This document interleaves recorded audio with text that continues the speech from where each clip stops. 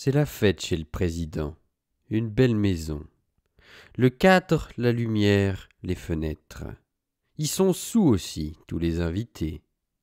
Je les vois en rouge, en jaune, en vert. Du velours bien épais. Des vrais riches bien saoux, bien puissants. Des gens du Parlement, tout ruse et tout insolence. Morvan est plus saoux que tous les autres.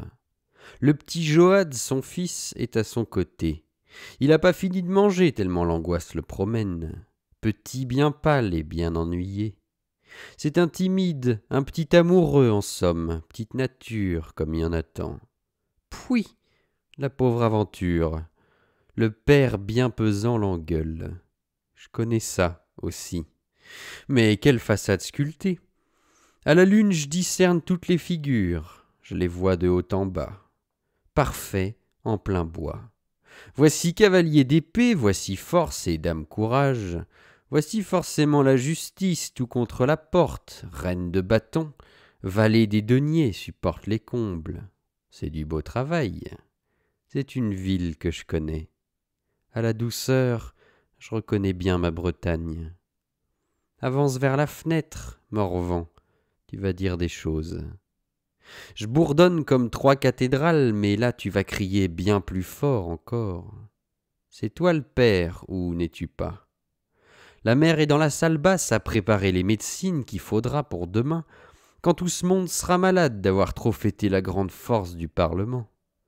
C'est la plus belle maison après le manoir du sénéchal. La croisée s'ouvre dans la nuit, juste au-dessus des portes mordelaises. Le président parle encore et rote. C'est vrai qu'il tient bien le vin, du blanc, du rouge et du plus foncé, mais quand même. Je ne vois plus, moi, Thibaut. Sûrement qu'il est là pourtant dans l'ombre même, juste au-dessus de la croisée. Ah, ça y est, il prend l'air, le président. Une grosse bouffée de la nuit. Une autre. Il souffle. C'est une vraie forge.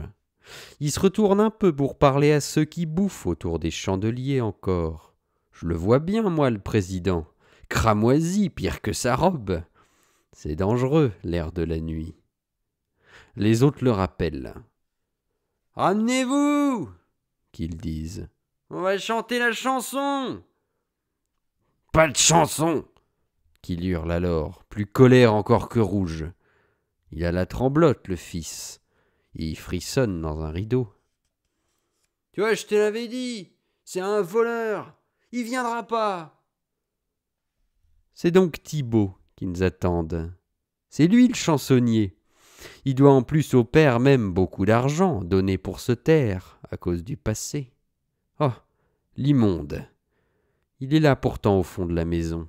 Je sais, moi, qu'il est là. Le président se penche de trop, se penche à la croisée pour prendre l'air à cause de toute cette colère du gros Bourgogne et de manger. Il hurle, il a le hoquet en plus. C'est un voleur, c'est une crapule. Demain je le ferai pendre. Nous verrons bien s'il sait chanter, parler, le fainéant, le lâche. Il va faire un drôle de bruit, une vraie chanson pour les anges, s'il refuse de chanter pour moi. Il y a 500 livres qu'il me doit, bête puante. Il se penche, le président, encore un peu à cause du vent qui passe. Flac! Je le savais, j'ai entendu un coup mou. C'est un pavé en plein dans la tête. Ça m'a fait un mal atroce à moi. Le pavé rebondit lourd, une fois, deux, c'est fini. J'hurle.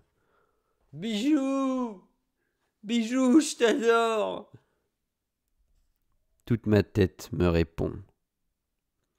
Rien dans la ruelle, tout est silence. Je vois la tête du président devenir violette aux chandelles.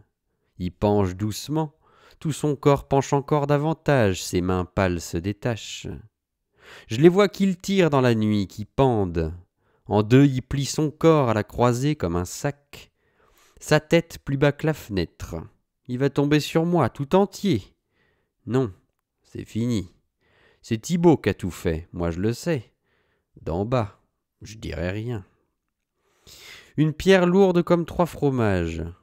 Il est fort, il m'a fait un mal atroce. Tous les invités sont debout. « Viens, Morvan! Viens, ne te fâche pas !» Eux n'ont rien compris. Ils le croient endormi à la fenêtre. Il est endormi pour de bon. « Mais viens, Morvan !»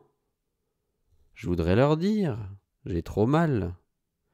Ils viennent le secourir. Ça me fait mal aussi partout. Ils le remettent debout, ils n'y croient pas. Une petite marque au front, c'est tout. Il avait trop bu, voilà tout, il s'est cogné. Il va revenir à lui. Il retombe encore. Ils rotent tous, pas lui. L'urine lui file entre les jambes, ça dégouline. Ils ont peur tous alors. « Le président est mort !» Les voilà qui hurlent la chose à pleins échos dans la nuit. Ils sont 12 à la fenêtre qu'on n'entend plus loin que la cathédrale, au-dessus des 3 clochers. La lune paraît.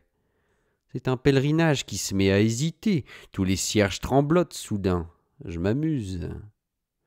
Ils se précipitent à 300 dans la petite allée mordelaise, se coincent à 500 dans la venelle, et les voilà mis les 1500 devant la croisée, où pend encore Morvan le père, mou comme un veau. Pas un qui n'ose le toucher. Mais ils sont toute la ville pour entrer dans la maison. « Il est mort, le président !» On vient voir la chose en charabant. On a peine à croire tellement il était craint et dur en justice. Ça y est, c'est fait. Plié comme il est sur sa fenêtre, ça ne peut durer. On s'écrase, on se pile, on s'étouffe. La ruelle mordelaise est plus bourdonnante, hurlante, chantante, empilée de mugissants et d'échos qu'une basilique à Noël. On dirait tout mon oreille. Je n'ai rien à dire. Enfin quand même, voici Thibaut, guitare sur l'épaule, oh, le culot qui fend la foule.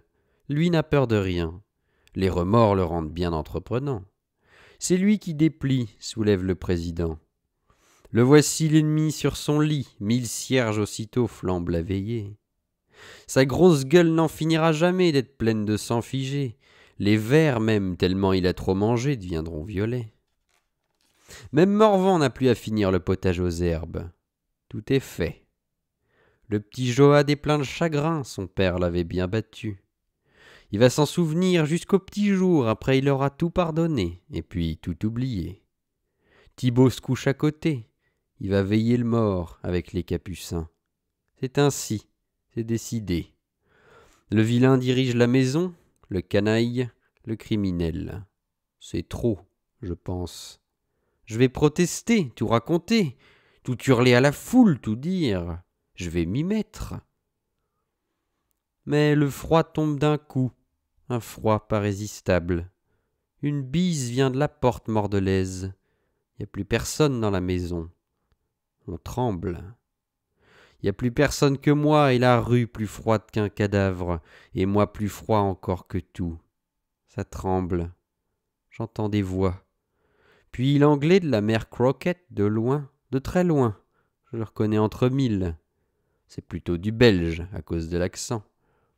Ça doit me concerner, ces menaces. Je ne sais pas. C'est pas froid seulement, c'est mouillé, secoué, ça se met en marche à côté, c'est un peu mou. J'ouvre un petit œil. C'est la gueule à bijoux. Ça doit lui faire mal, toute moisie de sang. Le mien est contre. Il est étendu sur le plancher. Je suis à présent dans la charrette aux pointes, celle du cargo qu'on a vue là-bas, tous les deux, Bijoux et moi. On a dû nous croire raidis. Pas encore. On a dérouillé toujours, ça c'est sûr. Bijoux doit être écrasé du haut en bas, tellement ils l'ont abîmé. Moi, c'est le coup de la tête. La guerre ne finira pas. Ça vit longtemps un homme. C'est têtu. C'est mou.